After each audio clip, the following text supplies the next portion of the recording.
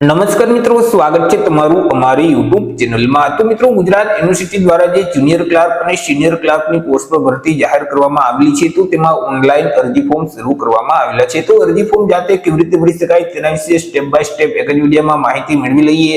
તે પહેલા વિડીયો ગમે તો લાઈક અને શેર કરી દેજો, ચેનલમાં નવા હોય તો ચેનલને સબસ્ક્રાઇબ કરી દેજો। તો ચાલો મિત્રો, વિડીયોની શરૂઆત કરીએ।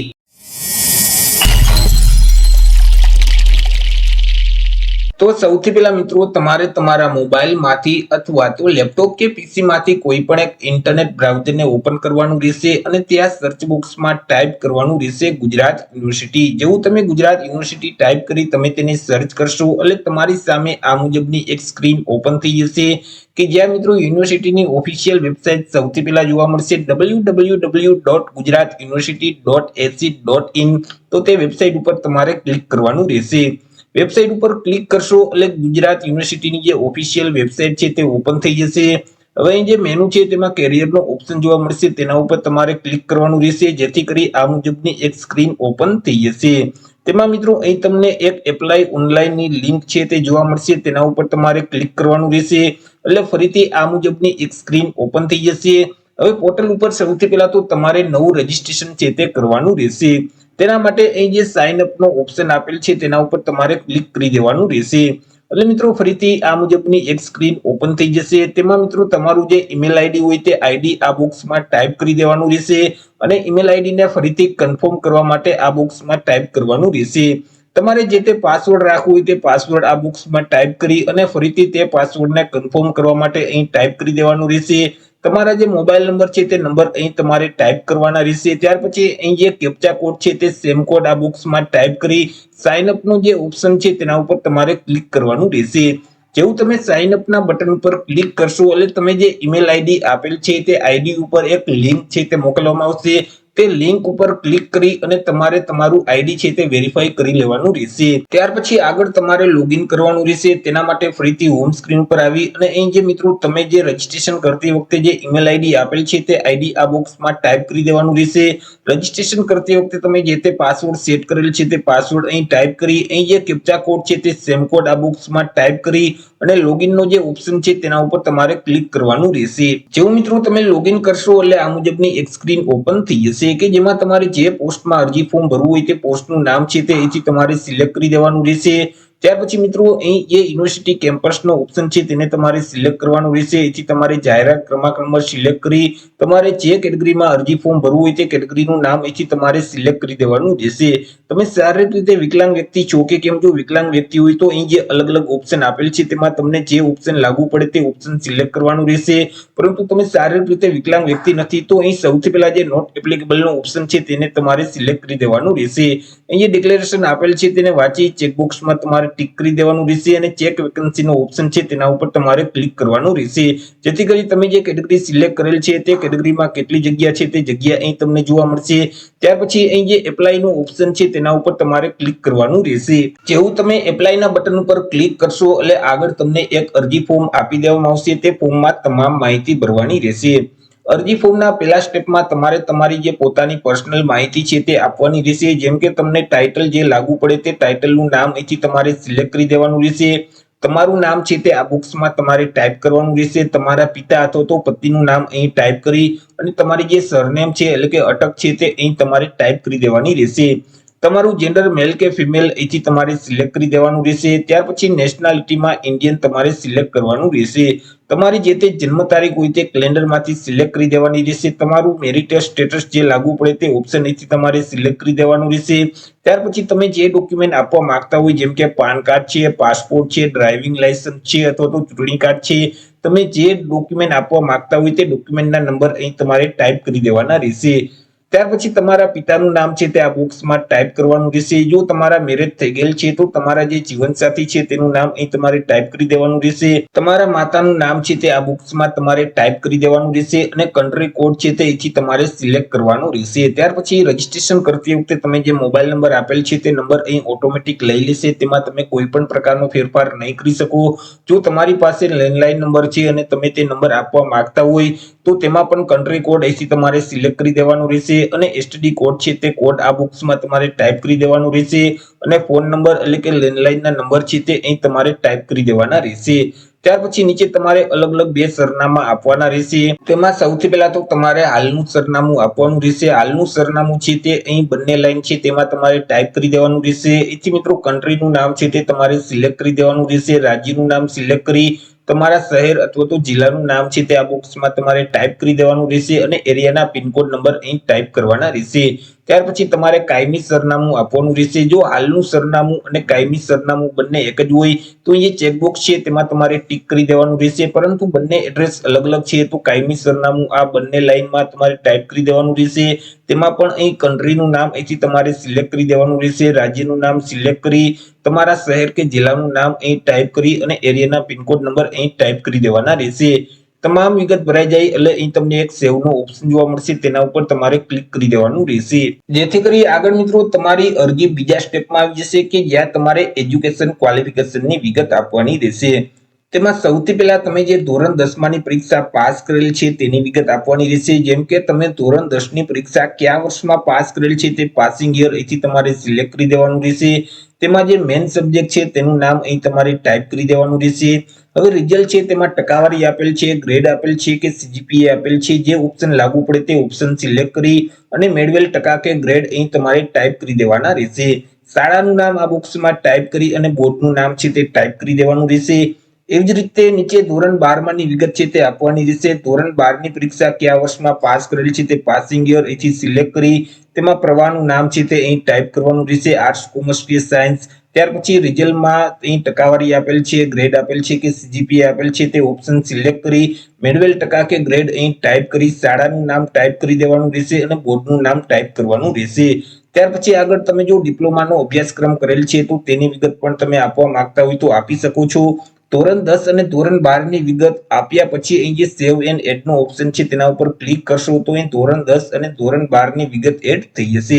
ત્યાર પછી મિત્રો તમે જે ગ્રેજ્યુએશન પાસ કરેલ છે એટલે કે સ્નાતકની પરીક્ષા પાસ કરેલ છે તેની વિગત આપવાની રહેશે। તેના માટે અહીં જે એડ નો ઓપ્શન છે તેના ઉપર તમારે ક્લિક કરવાનું રહેશે। સ્નાતકમાં તમે જે ડિગ્રી પાસ કરેલ છે તે ડિગ્રીનું નામ અહીંથી તમારે સિલેક્ટ કરી દેવાનું રહેશે। ત્યાર પછી તેમાં જે મેઇન સબ્જેક્ટ હોય તેનું નામ અહીં તમારે ટાઈપ કરી દેવાનું રહેશે। ત્યાર પછી રિઝલ્ટમાં ટકાવારી આપેલ છે, ગ્રેડ આપેલ છે કે સીજીપીએ આપેલ છે, જે ઓપ્શન લાગુ પડે તે ઓપ્શન તમારે સિલેક્ટ કરી દેવાનું રહેશે। ત્યાર પછી સ્નાતકની પરીક્ષામાં તમને જે મેળવેલ ટકાવારી છે તે ટકાવારી અહીં ટાઈપ કરવાની રહેશે। સ્નાતકની પરીક્ષા કયા વર્ષમાં પાસ કરેલ છે તે પાસિંગ યર અહીં તમારે સિલેક્ટ કરી દેવાનું રહેશે। યુનિવર્સિટીનું નામ છે તે આ બોક્સમાં તમારે ટાઈપ કરી દેવાનું રહેશે। રાજ્યનું નામ ટાઈપ કરી અને કન્ટ્રીનું નામ અહીં ટાઈપ કરી દેવાનું રહેશે। તમામ વિગત ભરાઈ જાય એટલે સેવ એન્ડ એડ નો ઓપ્શન છે તેના ઉપર તમારે ક્લિક કરી દેવાનું રહેશે। જેથી કરી મિત્રો અહીં તમે નીચે જોઈ શકશો કે તમારી જે સ્નાતકની વિગત છે તે એડ થઈ જશે। એવી રીતે આગળ જો અનુસ્નાતક એટલે કે પોસ્ટ ગ્રેજ્યુએશન કરેલું હોય તો તમે તેની વિગત આપવા માંગતા હોય તો તેની વિગત તમે એડ કરી શકો છો। ત્યાર પછી એમફિલ કરેલ છે તો તેની વિગત એડ કરવા માંગતા હોય તો તેની વિગત પણ તમે એડ કરી શકો છો। પીએચડી કરેલ છે તો તેની વિગત પણ તમે એડ કરી શકો છો। જો અન્ય કોઈ પણ અધર ક્વોલિફિકેશન છે એટલે કે અન્ય કોઈ પણ શૈક્ષણિક લાયકાત છે તમે તેની વિગત એડ કરવા માંગતા હોય તો અહીંથી તમે તેની વિગત પણ એડ કરી શકશો। એજ્યુકેશન ક્વોલિફિકેશનની વિગત એડ કર્યા પછી ફરીથી અહીં જે નેક્સ્ટ સેક્શનનો ઓપ્શન છે તેના ઉપર તમારે ક્લિક કરી દેવાનું રહેશે। આગળ મિત્રો તમારી અરજી ત્રીજા સ્ટેપમાં આવી જશે કે જ્યાં તમારે અનુભવની વિગત આપવાની રહેશે। પરંતુ તમારી પાસે કોઈ પણ પ્રકારના કામનો અનુભવ નથી તો અહીં તમે સ્કીપ કરી શકો છો। તમે જે જોબ છોડી દીધેલ છે, તમે જે કંપની છોડી દીધેલ છે તેની વિગત તમે આપવા માંગતા હોય તો અહીં જે એડ નો ઓપ્શન આપેલ છે તેના ઉપર તમારે ક્લિક કરવાનું રહેશે। ત્યાર પછી તમે કયા પ્રકારની જોબ કરતા હતા તે જે તે ઓપ્શન લાગુ પડે તે ઓપ્શન અહીંથી તમારે સિલેક્ટ કરી દેવાનું રહેશે। તમે જે તે સંસ્થામાં કામ કરતા હતા તે સંસ્થાનું નામ અહીં તમારે ટાઈપ કરી દેવાનું રહેશે। ત્યાં તમારી જે તે પ્રોફાઇલ હતી તેની વિગત અહીં તમારે ટાઈપ કરી દેવાની રહેશે। ત્યાં તમારું જે તે હોદ્દો હતો તે હોદ્દાનું નામ અહીં ટાઈપ કરવાનું રહેશે। ત્યાં તમારી જે તે સેલેરી હતી તે સેલેરીની વિગત અહીં તમારે ટાઈપ કરી અને પે સ્કેલ છે તેમનું જે લેવલ છે તે લેવલ અહીંથી તમારે ટાઈપ કરવાનું રહેશે। ત્યાર પછી મિત્રો અહીં તમે જે જોબ કરતા હતા તે કાયમી હતી, પરમનન્ટ હતી, કોન્ટ્રાક્ટ બેઝ ઉપર હતી, જે ઓપ્શન લાગુ પડે તે ઓપ્શન સિલેક્ટ કરી દેવાનું રહેશે। કઈ તારીખથી કઈ તારીખ સુધી તમે જોબ કરેલ છે તે બંને તારીખ કેલેન્ડરમાંથી તમારે સિલેક્ટ કરી દેવાની રહેશે। ત્યાર પછી એડના બટન ઉપર ક્લિક કરવાનું રહેશે। જેવું તમે એડના બટન ઉપર ક્લિક કરશો એટલે તમે જે સંસ્થાની વિગત એડ કરેલ છે તે વિગત અહીં નીચે એડ થઈ જશે। એવી રીતે એક કરતા વધારે સંસ્થાનો તમારી પાસે અનુભવ હોય અને તમે બધી સંસ્થાના અનુભવની વિગત એડ કરવા માંગતા હોય તો ફરીથી એડના બટન ઉપર ક્લિક કરી અને મિત્રો બીજી જે સંસ્થાના અનુભવની વિગત છે તે તમે એડ કરી શકો છો। પરંતુ મિત્રો તમે જો નોકરી હાલ અત્યારે કરો છો, તમારી નોકરી ચાલુ છે અને તેની વિગત તમે આપવા માંગતા હોય તો અહીં નીચે તમારે તેની વિગત છે તે આપવાની રહેશે। તેમાં પણ મિત્રો અહીં તમારા પોસ્ટનું નામ છે તે ટાઈપ કરી દેવાનું રહેશે। ત્યાર પછી તમારી જે જોબ છે તે કાયમી છે, કોન્ટ્રાક્ટ બેઝ પર છે, ટેમ્પરરી છે, જે ઓપ્શન લાગુ પડે તે ઓપ્શન અહીંથી તમારે સિલેક્ટ કરી દેવાનું રહેશે। ત્યાર પછી તમારી જોઈનિંગ તારીખ છે તે કેલેન્ડરમાંથી સિલેક્ટ કરવાની રહેશે। ત્યાર પછી કંપનીનું નામ અહીં ટાઈપ કરવાનું રહેશે। તમારા જે પગાર ધોરણ છે તેની વિગત આપવાની રહેશે, એટલે કે તમારી જે સેલેરી છે તે સેલેરી અહીં તમારે ટાઈપ કરી દેવાની રહેશે। તેમનું લેવલ અહીં ટાઈપ કરવાનું રહેશે। ગ્રોસ સેલેરી છે તે પણ ટાઈપ કરી દેવાની રહેશે। ત્યાર પછી મિત્રો અહીં તમારી ઉંમર કેટલી છે તે ઉંમર અહીં ટાઈપ કરવાની રહેશે। ત્યાર પછી તમે જે હાલ અત્યારે જે જોબની વિગત આપવા માંગો છો તે મિત્રો અંદાજે તે જોબ તમે કઈ તારીખે તમે છોડી શકશો તેની તારીખ અહીં તમારે સિલેક્ટ કરી દેવાની રહેશે। તમે કોઈ પણ પ્રકારનું પેન્શન મેળવો છો કે કેમ, જો પેન્શન મેળવતા હોય તો યસ સિલેક્ટ કરવાનું, નહીતર તમારે નો સિલેક્ટ કરી દેવાનું રહેશે। તમામ વિગત ભરાઈ જાય એટલે સેવનો જે ઓપ્શન આપેલ છે તેના ઉપર તમારે ક્લિક કરી દેવાનું રહેશે અને નેક્સ્ટ સેક્શનનો જે ઓપ્શન છે તેના ઉપર તમારે ક્લિક કરવાનું રહેશે। જેથી કરી મિત્રો તમારું ફોર્મ છે તે ચોથા સ્ટેપમાં આવી જશે કે જ્યાં તમે કોઈ પણ પ્રકારનું રિસર્ચ કરેલ છે તો તેની વિગત આપવા માંગતા હોય તો આપી શકો છો, પરંતુ તમે કોઈ પણ પ્રકારનું રિસર્ચ નથી કરેલ તો અહીં મિત્રો નીચે સ્ક્રોલ કરી અને નેક્સ્ટ સેક્શનનો ઓપ્શન આપેલ છે તેના ઉપર તમારે સીધું ક્લિક કરી દેવાનું રહેશે। આગળ મિત્રો તમારી અરજી છે તે 5મા સ્ટેપમાં આવી જશે કે જેમાં મિત્રો તમે કેટલા દિવસની અંદર જોઈનિંગ કરશો તે જોઈનિંગના દિવસો અહીં તમારે ટાઈપ કરી દેવાના રહેશે। ત્યાર પછી તમારી પાસે કોમ્પ્યુટરનું સર્ટિફિકેટ છે કે કેમ, જો કોમ્પ્યુટરનું સર્ટિફિકેટ હોય તો યસ સિલેક્ટ કરવાનું, નહીતર તમારે નો સિલેક્ટ કરી દેવાનું રહેશે। ત્યાર પછી અહીં તમને અલગ અલગ પ્રશ્ન પૂછવામાં આવશે, તેમાં તમને જે પ્રશ્ન લાગુ પડે તો તેની વિગત છે તે આપી દેવાની રહેશે। જેમ કે તમે કોઈ પણ પ્રકારનો એવોર્ડ મેળવેલ હોય તો તેની વિગત અહીં તમારે આપવાની રહેશે। અહીં તમે જે પોસ્ટમાં અરજી ફોર્મ ભરો છો તો તે પોસ્ટ સંબંધિત માહિતી અહીં તમારે ટાઈપ કરી શકો છો। તમારી પાસે કોઈ પણ પ્રકારનો અનુભવ છે તો તે અનુભવની વિગત અહીં તમે ટાઈપ કરી શકો છો। ત્યાર પછી અહીં તમને અમુક પ્રશ્ન પૂછવામાં આવશે, જો પ્રશ્ન લાગુ પડે તો યસ સિલેક્ટ કરી દેવાનું રહેશે, નહીતર તમામ જે પ્રશ્ન છે તેમાં તમારે નો સિલેક્ટ કરી દેવાનું રહેશે। અને અહીં જે સબમિટનો ઓપ્શન આપેલ છે તેના ઉપર તમારે ક્લિક કરી દેવાનું રહેશે। ત્યાર પછી નીચે તમારે ભાષાની માહિતી છે તે આપવાની રહેશે। તેના માટે અહીં જે એડિટ ડિટેલનો ઓપ્શન છે તેના ઉપર તમારે ક્લિક કરવાનું રહેશે। તમે જે લેંગ્વેજની માહિતી આપવા માંગતા હોય તે લેંગ્વેજનું નામ અહીં તમારે ટાઈપ કરી દેવાનું રહેશે। તે લેંગ્વેજ તમે બોલી શકતા હોય તો ચેકબોક્સમાં તમારે ટિક કરી દેવાનું રહેશે। તે લેંગ્વેજ તમે વાંચી શકતા હોય તો ચેકબોક્સમાં ટિક કરવાનું રહેશે। તે લેંગ્વેજ તમે લખી શકતા હોય તો ચેકબોક્સમાં તમારે ટિક કરી દેવાનું રહેશે। ત્યાર પછી સેવ એન્ડ એડનો ઓપ્શન છે તેના ઉપર ક્લિક કરશો તો તમે જે બીજી લેંગ્વેજની માહિતી આપવા માંગતા હોય તે લેંગ્વેજનું નામ અહીં ટાઈપ કરી અને તે લેંગ્વેજ તમે લખી શકતા હોય, બોલી શકતા હોય અથવા તો વાંચી શકતા હોય તો તે તમામ ચેકબોક્સમાં ટિક કરી અને ફરીથી સેવ એન્ડ એડનો બટન છે તેના ઉપર તમારે ક્લિક કરી દેવાનું રહેશે। જેથી કરી અહીં મિત્રો તમે જે લેંગ્વેજની વિગત એડ કરેલ છે તે અહીં એડ થઈ જશે। ત્યાર પછી ફરીથી નેક્સ્ટ સેક્શનનો ઓપ્શન છે તેના ઉપર તમારે ક્લિક કરી દેવાનું રહેશે। ત્યાર પછી આગળ મિત્રો તમારી નોકરી ચાલુ હોય તો તમારે એનઓસી ની વિગત છે તે આપવાની રહેશે। તમારી પાસે જે એનઓસી છે તો તેની વિગત અહીં તમારે આપી દેવાની રહેશે, પરંતુ તમારી નોકરી ચાલુ નથી, તમારી પાસે એનઓસી નથી તો અહીં જે સામે ચેકબોક્સ આપેલ છે તેમાં તમારે ટિક કરી દેવાનું રહેશે અને સેવનો ઓપ્શન આપેલ છે તેના ઉપર તમારે ક્લિક કરવાનું રહેશે। જેથી કરી ફરીથી આ મુજબની એક સ્ક્રીન છે તે ઓપન થઈ જશે। એ મિત્રો તમને ડિક્લેરેશન છે તે જોવા મળશે, તેને વાંચી લેવાનું રહેશે। ત્યાર પછી પ્રોસીડ ટુ નેક્સ્ટ સેક્શનનો ઓપ્શન આપેલ છે તેના ઉપર તમારે ક્લિક કરવાનું રહેશે। ત્યાર પછી મિત્રો તમારે જો એડિશનલ ફિલ્ડની વિગત આપવી હોય તો તમે આપી શકશો, નહીતર પ્રોસીડ ટુ નેક્સ્ટ સેક્શનનો ઓપ્શન આપેલ છે તેના ઉપર તમારે ક્લિક કરી દેવાનું રહેશે। જેથી કરી તમારી આગળ અરજી છે તે વહી જશે અને તમારે ડોક્યુમેન્ટ અપલોડ કરવાના રહેશે। તેમાં સૌથી પહેલા તાજેતરનો પાસપોર્ટ સાઇઝનો ફોટોગ્રાફ છે તે અપલોડ કરી દેવાનો રહેશે। જે તે ડોક્યુમેન્ટ અપલોડ કરવા માંગતા હોય તો તેની સામે જે સિલેક્ટ ફાઇલનો ઓપ્શન છે તેના ઉપર ક્લિક કરશો તો ડિવાઇસ ઓપન થઈ જશે કે જ્યાં તમે જે તે ડોક્યુમેન્ટ રાખેલ છે તેને સિલેક્ટ કરશો તો ડોક્યુમેન્ટ અપલોડ થઈ જશે। બીજા નંબરમાં તમારે સિગ્નેચર અપલોડ કરવાની રહેશે। ત્યાર પછી ધોરણ 10નું સર્ટિફિકેટ છે તે અપલોડ કરવાનું રહેશે। ફોર્મ ભરતી વખતે આગળ તમે જે ડોક્યુમેન્ટની વિગત આપેલ છે, જેમ કે પાન કાર્ડ છે, પાસપોર્ટ છે, ડ્રાઇવિંગ લાયસન્સ છે અથવા તો ચૂંટણી કાર્ડ છે, તમે જે નંબર આપેલ છે તો તે ડોક્યુમેન્ટ અહીં તમારે અપલોડ કરી દેવાનું રહેશે। ત્યાર પછી ધોરણ 10 નું જે સર્ટિફિકેટ છે તે અહીં તમારે અપલોડ કરવાનું રહેશે. ધોરણ 12 નું જે સર્ટિફિકેટ છે એટલે કે માર્કશીટ છે તે તમારે અપલોડ કરી દેવાની રહેશે. તમે જે સ્નાતકની પરીક્ષા પાસ કરેલ છે તેની વિગત પણ અપલોડ કરવાની રહેશે. જેમ કે સ્નાતકની પરીક્ષાની જે ફાઇનલ વર્ષની જે માર્કશીટ છે તે માર્કશીટ અહીં અપલોડ કરવાની રહેશે અને ડિગ્રી સર્ટિફિકેટ છે તે અહીં અપલોડ કરી દેવાનું રહેશે. આગળ જો પોસ્ટ ગ્રેજ્યુએશનની વિગત આપેલ હોય તો તેની માર્કશીટ અને ડિગ્રી સર્ટિફિકેટ અપલોડ કરવાના રહેશે. અધર કોઈ પણ એજ્યુકેશન ક્વોલિફિકેશનની વિગત આપેલ હોય તો તેની પણ માર્કશીટની કોપી તમારે અપલોડ કરવાની રહેશે. તમામ ડોક્યુમેન્ટ અપલોડ થઈ ગયા પછી ફરીથી નેક્સ્ટ સેક્શનનો જે ઓપ્શન છે તેના ઉપર તમારે ક્લિક કરી દેવાનું રહેશે.